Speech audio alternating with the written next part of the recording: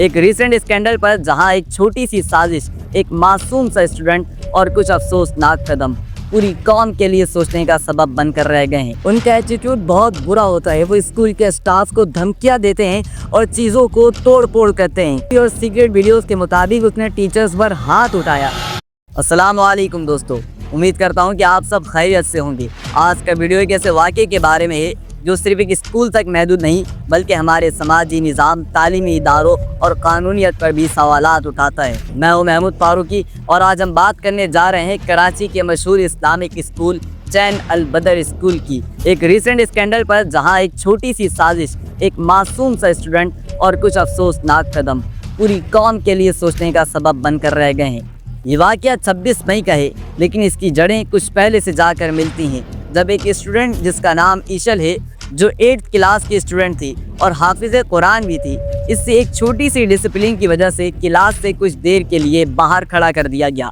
इसका सबब सिर्फ इतना था कि उसने सबक याद नहीं किया था। अक्सर स्कूल में एक नॉर्मल डिसिप्लिन एक्शन होता है, लेकिन मसला यहाँ से स्टार्ट नहीं होता। मसला स्टार्ट होता है जब इस बच्ची के घर वाले, उसकी वालदा, खाला और ख़ास तौर पर उसका जो मामू है, वो एक खुद पुलिस ऑफिसर है, स्कूल पहुँच जाते हैं। उनका एटीट्यूड बहुत बुरा होता है। वो स्कूल के स्टाफ को धमकियां देते हैं और चीज़ों को तोड़ फोड़ करते हैं। 16 मई को जो छोटी सी साजिश थी, वो 26 मई को एक बड़ा इशू बन जाता है। उस दिन ईशल अपनी माँ, मामू और कुछ रिश्तेदारों के साथ स्कूल आती है। मामू को स्कूल स्टाफ ने रोका कि यहाँ पर बापर्दा माहौल है, आप अंदर नहीं जा सकते, लेकिन ये सब प्री प्लान था। जब अंदर जाके उसकी माँ और खाला ने टीचर से लड़ाई की, तब मामू भी फोर्सफुली अंदर आ गया और बगैर सीसीटीवी और सीक्रेट वीडियोस के मुताबिक उसने टीचर्स पर हाथ उठाया।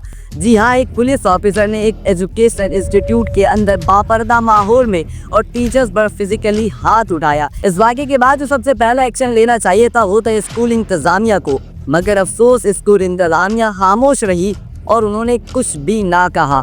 न सिर्फ पुलिस को फौरन कॉल किया गया, ना प्रॉपर लीगल एक्शन लिया गया। जो एक्शन लेना चाहिए था वो तो बाद में टीचर ने सोशल मीडिया पर वीडियो शेयर करके और प्रोटेस्ट ऑर्गेनाइज करके ले लिया।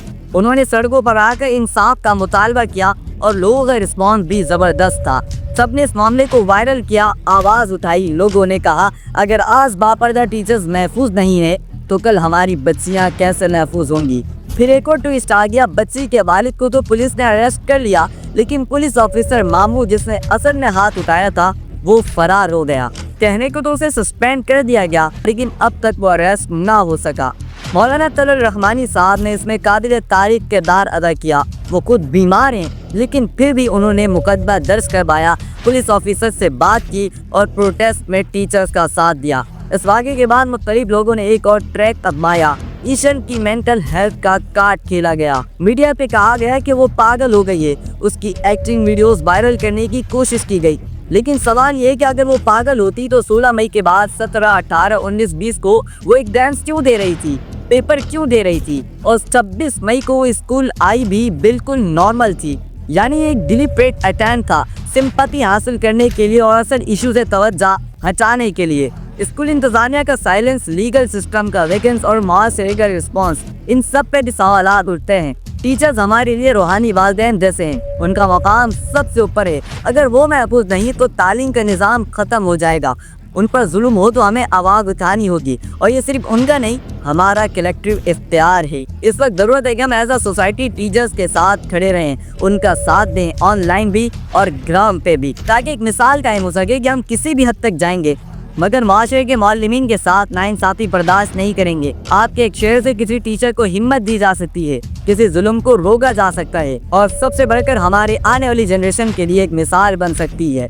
मैं हूं महमूद फारूकी और मिलूंगा आपसे किसी अगली वीडियो में। तब तक मुझे इजाज़त दें, और हाँ, याद रखें, जुल्म के खिलाफ खामोश रहना भी जुल्म का साथ देने जैसा होता है।